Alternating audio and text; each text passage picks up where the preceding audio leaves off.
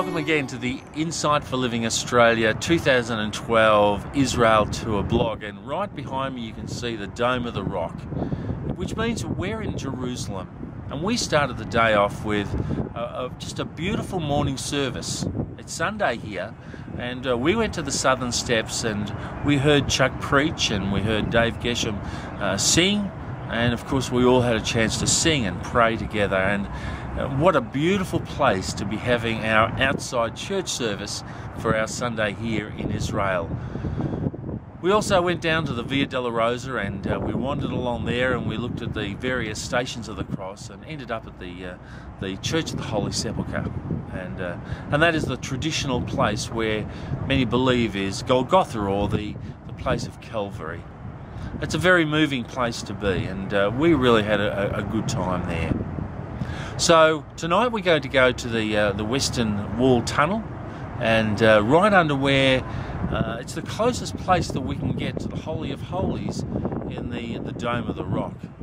And we're going to go there through the Western Wall, where the Israel Jews, they go there and they wail at the wall. So that should be an exciting thing we're going to do tonight. So look, we just again thank you for joining us, and we're going to see you tomorrow with another exciting tour around the old part of Jerusalem.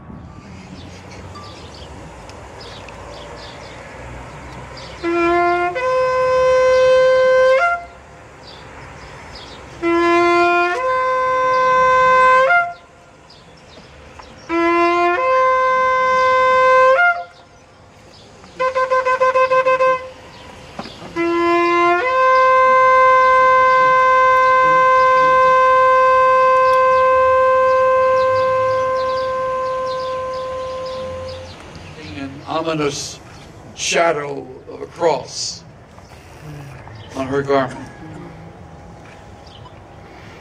Years later, Holman Hunt, another artist, chose to give his canvas the same name, as he portrayed Jesus inside the carpenter's shop, working alongside Joseph on a fine piece of furniture. It's a hot afternoon in Nazareth, and he lays his tools aside and looks out the window at the people in the streets, and the sun is beginning to set. He stretches himself, again casting a shadow of a cross on the wall of the carpenter's shop behind him. Probably at no other time in your life will you be situated in a more unique place. Before we rush to the cross, let's set the stage. Somewhere in the city there was an upper room. We would call it a second-story flat. Nothing elaborate, but a place to get away from the crowd of Passover. And there Jesus reclined around a table with his 12 followers that had been with him over 3 years. We've been where they were, and we are now where they came. And what he has to tell them is very disturbing to them. He delivers what is called the Upper Room Discourse, magnificent body of truth that was designed to equip them for life after he was gone. I walked today where Jesus walked, in days of long ago. I wandered down each path he knew, with reverent step and slow. Those little names, they have not changed. A sweet peace fills the air. I walked today where Jesus walked and felt his presence there.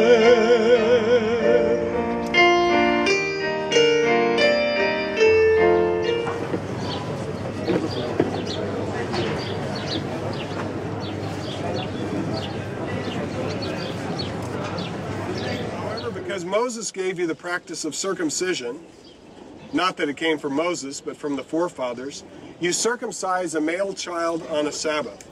But if a male child is circumcised on the Sabbath, so that the law of Moses is not broken, why are you angry with me because I made a man completely well on the Sabbath? So I don't know if you remember a few days ago I mentioned the rabbinic way of arguing that argued from the lesser to the greater. Well, here's another good example. Jesus says, without being rude, if the law allows you to do something to a small part of a person's body on the Sabbath day, and that's okay, if that's okay, why can't you heal the whole man on the Sabbath and be okay? The principle was set out that it's okay here, and you should be able to heal the whole man. And so, and verse 24, do not judge according to external appearance, but judge with proper judgment.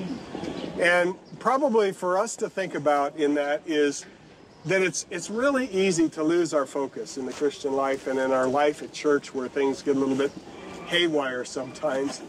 To remember that the important things are loving God, loving one's neighbor, doing good to one's neighbor. And that's the type of things that Jesus was doing on the Sabbath, and they totally missed the point because they had these minute laws that were so important, but actually having compassion on people was not important any longer. What's been a really good thing about today that you'd like to tell us all about? Oh, about today? I think it's painted this, we had this picture of what we were expecting, and then when we come to Zion, it's like, wow. And then you think about just, I don't know, it's just, I think I'm even lost for words, really, myself. If you're going to ask me something like that. How did you find it today, Karina? Well, for me, emotionally, when, was it this morning with, sorry, what's the actor's name? Reg. There, he was explaining about how he was holding Jesus as a baby. Yeah. And that for me, that gave me all sorts of emotions. I can't even explain. I think it's knowing that you're being born to die. Yeah. I struggle with that. Yeah. And so that was really powerful for me. And especially being his mum, I think, as well. Like for me, if I had a child and I knew that he was going to be born to be killed for things that everyone else had done, that he was innocent, that would be, that destroyed me. Yeah. Just the way he said it, he put it across. And then also with the, going back to the Passions of the Christ, I gave my heart to the Lord watching that movie, so that was very emotional for me. Yeah. And what he had to endure when you speak about it, where it wasn't a whip, but to have those, metal chunks were being pulled out of his back. They actually were the two most really emotional, overwhelming moments for me. Did you come here with an expectation that that you were going to either it was going to do something to you, or what expectation did you have when you came on this trip? We had too many expectations. Because in the Bible it says, come expecting. That's so right. Expecting, we came for all breakthrough in our relationship, breakthrough in our spiritual walk, breakthrough just with friends, all that kind of thing, just opening up new doors. We've come with everything. Revelation, I guess. Yeah. Learning more, I guess, when you're walking where the Jesus trail. walked. Yeah. It comes to life. Whereas reading the Bible, you kind of read it and that's about it. And I think Revelation, I was expecting definitely to learn, grow, and be healed in areas of my life, and to meet beautiful people, which we have. If there's one thing you could tell us about what this trip has meant to you, what would you say? There's one thing. One thing that this trip has meant to you. There's one thing you could say. It might be a word, it might be a sentence. One thing that it means to you. More of it, it's probably not a word, one word, but more of an intimacy with God, I would say. I feel more intimate. That's good. Yeah, that's really nice. Yeah, that'd be. Yeah. Oh, we can't put that on there, can we? Can we put that on there?